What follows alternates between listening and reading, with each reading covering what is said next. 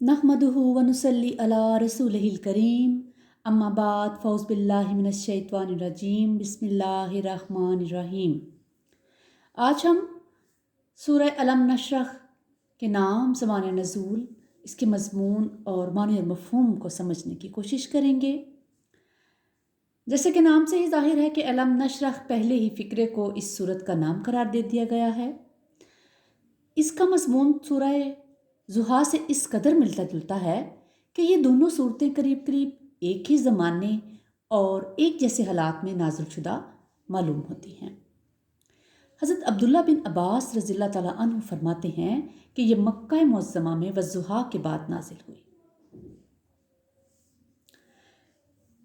اس کا مقصد بھی رسول اللہ صلی اللہ علیہ وسلم کو تسلی دینا ہے کہ نبوت سے پہلے حضور صلی اللہ علیہ وسلم کو کبھی ان حالات سے سامنا نہیں کرنا پڑا تھا جس کا سامنا نبوت کے بعد دعوت اسلام کا آغاز کرتے ہی ایک دم سے آپ صلی اللہ علیہ وسلم کو کرنا پڑا۔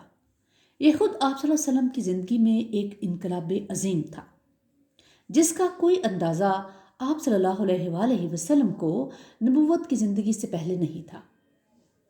اسلام کی تبلیغ شروع کرتے ہی دیکھتے وہی معاشرہ آپ صلی اللہ علیہ وآلہ وسلم کا دشمن بن گیا، جس میں پہلے آپ صلی اللہ علیہ وسلم بڑی عزت اور احترام کی نگاہ سے دیکھے جاتے تھے۔ وہی رشتہ دار، دوست، اہل قبیلہ اور اہل محلہ آپ صلی اللہ علیہ وسلم کو گالیاں دینے لگے جو پہلے آپ صلی اللہ علیہ وسلم کو ہاتھوں ہاتھ لیتے تھے۔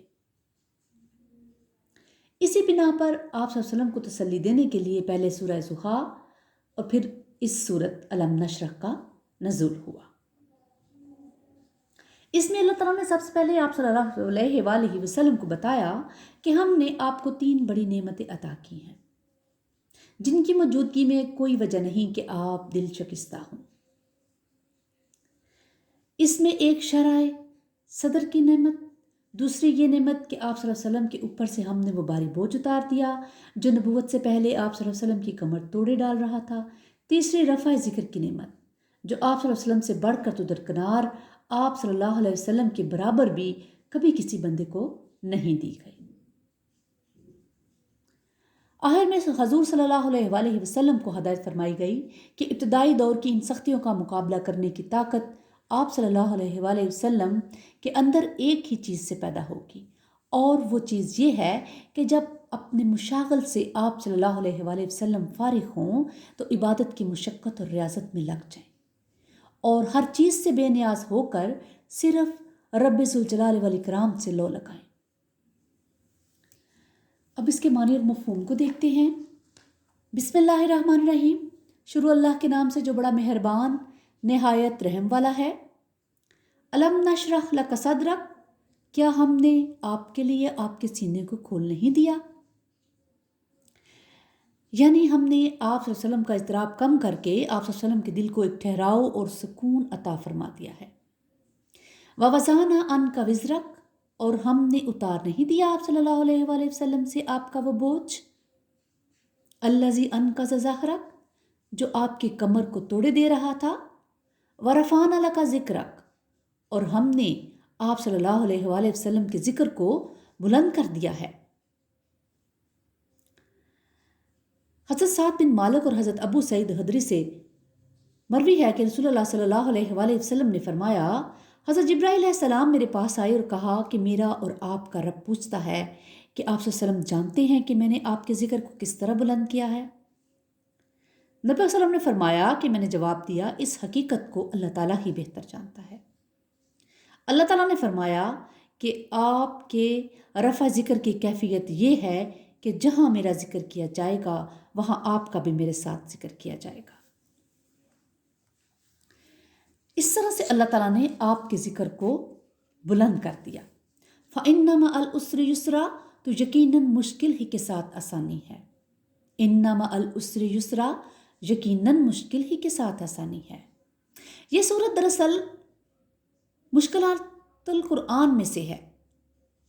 آیت 6 میں جس بوجھ کا ذکر ہوا ہے اس کے بارے میں رسول پاک صلی اللہ علیہ وسلم کی دعوت و تبلیغ کی مشقتوں اور لوگوں کی طرف سے پہنچائی جانے والی اذیت کی طرف اشارہ ہے۔ کیونکہ یہ صورت بالکل ابتدائی زمانے میں نازل ہوئی تھی۔ اس زمانے میں نبی پاک صلی اللہ علیہ وسلم کی مشکلات کا بھی آغاز ہو رہا تھا، اور بعد کے زمانے میں آپ صلی اللہ علیہ وسلم کو نسبتاً بہت زیادہ مشکل مراحل سے گزرنا پڑا تھا، جیسے کہ شعب ابی طالب میں 3 سال کی قید کا واقعہ اس صورت کے بعد پیش آیا، اور اس کے بعد یوم طائف اور یوم احد جیسے بھی گمبھیر حالات کا سامنا کرنا پڑا۔ اس موت کی کیفیت کے بارے میں جاننے کے لیے پہلے اس حقیقت کو سمجھنا ضروری ہے کہ اللہ تعالیٰ اپنے برگزیدہ پیغمبروں کو اپنے کرب خاص کی نعمت سے نوازتا ہے۔ اس لیے کرب خاص کی لذت سے آشنا ہو جانے کے بعد انبیاء اور رسل علیہ السلام کی سب سے بڑی خواہش یہ ہوتی ہے کہ وہ زیادہ سے زیادہ وقت اسی کیفیت میں گزارے، لیکن وہاں سے حکم ملتا ہے کہ جاؤ حلقے خدا تک میرا پیغام پہنچاؤ اور انہیں ہدایت کا راستہ دکھاؤ۔ مثلاً اللہ تعالیٰ نے جب موسیٰ علیہ السلام کو کوہ طور پر اپنے کرب خاص سے نوازا اور آپ علیہ السلام سے کلام فرمایا، تو اس وقت حضرت موسیٰ علیہ السلام کی خواہش تو یہی ہوگی کہ وہ سدا اسی کیفیت میں رہتے ہوئے اللہ تعالیٰ سے مکالمے اور مخاطبے کی لذت سے لطف اندوز ہوتے رہیں۔ لیکن اس کے فوراً بعد آپ علیہ السلام کو اللہ تعالیٰ کی طرف سے حکم ملا، اب جاؤ فرعون کی طرف، وہ بڑا سرکش ہو گیا ہے۔ سورۃ طٰہٰ آیت نمبر 24۔ ظاہر ہے کہ فریضہ رسالت کی ادائیگی کوئی آسان کام نہیں۔ اس بارے میں اصل حقیقت کسی سے بھی ڈکی چھپی نہیں کہ پیغمبروں کی دعوت کے جواب میں لوگوں کی طرف سے بے تنائی برتی جاتی تھی اور طنز و تمسخر کے تیر برسائے جاتے تھے، یہاں تک کہ جسمانی اذیت پہنچانے سے بھی دریغ نہیں کیا جاتا تھا۔ الغرض اس راستے میں تو ہر قدم پر مخالفت اور ہر موڑ پر تکالیف اور مصائب کا سامنا تھا۔ اس لیے ایسی صورتحال میں پیغمبروں کو دوہری مشکل کا سامنا رہا ہے، یعنی ایک طرف کرب و حضوری کی حسوسی کیفیت سے باہر آنے کا ملال، اور دوسری طرف لوگوں کے رویے کے باعث دل پر تقدر کا بوجھ۔ کہاں وہ کرب خاص کا کیف و سرور اور کہاں یہ مشقت بری مصروفیات۔ روح اور طبیعت کا ملان تو ظاہر ہے اسی طرف ہوگا کہ وہی خلوت ہو، وہی حضوری ہو اور وہی کیف و سرور ہو۔ اگر اس بات کو مد نظر رکھتے ہوئے نبی پاک صلی اللہ علیہ وسلم کی اس کیفیت کا تصور کریں کہ جب حضور پاک صلی اللہ علیہ وسلم رات کی تنہائی میں اللہ تعالیٰ کے حضور کھڑے ہو کر قرآن مجید کی تلاوت کرتے تھے، اس وقت آپ صلی اللہ علیہ وسلم کی روح کیسی کیسی کربتوں اور رفتوں سے آشنا ہوتی ہوگی، اور آپ صلی اللہ علیہ وسلم کے قلب مبارک پر کیسے کیسے انوار و تجلیات کی بارش ہوتی ہوگی۔ پھر صبح کو جب آپ اہل مکہ کے درمیان جا کر ان سے شاعر، مجنون، کذاب، نعوذ باللہ جیسے القابات سنتے ہوں گے اور ان کے تمسخر برے جملوں کا سامنا کرتے ہوں گے، تو آپ اپنی طبیعت میں کیسا تقدر اور کیسی کوفت محسوس کرتے ہوں گے۔ اس لیے حضور صلی اللہ علیہ وسلم کے لیے اصل مسئلہ یہ تھا کہ عروج یعنی کرب خاص کی لذت کے بعد نزول کا مرحلہ آپ صلی اللہ علیہ وسلم پر بہت شاق گزرتا تھا، اور یہی وہ بوجھ تھا جو آپ صلی اللہ علیہ وسلم کی کمر کو دوہرا کیے دے رہا تھا۔ البتہ رفتہ رفتہ آپ کا مزاج جب اس معمول کا ہوگر ہو گیا تو اس بوجھ کے احساس میں کمی واقع ہوتی گئی۔ پھر جب روز بروز اہل ایمان کی تعداد بڑھنا شروع ہوئی تو دعوت تحریک کی مصروفیات میں بھی اللہ تعالیٰ نے آپ صلی اللہ علیہ وسلم کے لیے تسکین کا سامان پیدا فرما دیا۔ اسی طرح سے فَإِذَا فَرَغْتَ فَانْصَبْ وَإِلَىٰ رَبِّكَ فَارْغَب، پھر جب آپ صلی اللہ علیہ وسلم فارغ ہو جائیں تو اسی کام میں لگ جائیے اور اپنے رب کی طرف اور راغب ہو جائیے۔ یعنی اللہ پاک نے فرمایا تو اے نبی صلی اللہ علیہ وآلہ وسلم، جب آپ اپنے فرض منصبی سے فارغ ہو جائیں اور اللہ کا دین غالب ہو جائے تو پھر آپ صلی اللہ علیہ وآلہ وسلم یکسو ہو کر اللہ کی طرف متوجہ ہو جائیں۔ سورۃ نصر میں بھی آپ صلی اللہ علیہ وسلم کے لیے بالکل یہی پیغام ہے، اذا جاء نصر اللہ والفتح ورأیت الناس یدخلون فی دین اللہ افواجا فسبح بحمد ربک واستغفر انہ کان توابا۔ یعنی جب غلبہ دین کے حوالے سے آپ صلی اللہ علیہ وسلم کا مشن مکمل ہو جائے تو پھر ہمہ تن ہمہ وقت آپ اللہ کی طرف متوجہ ہو جائیے اور تقرب اللہ کے لیے محنت شروع کر دیجیے۔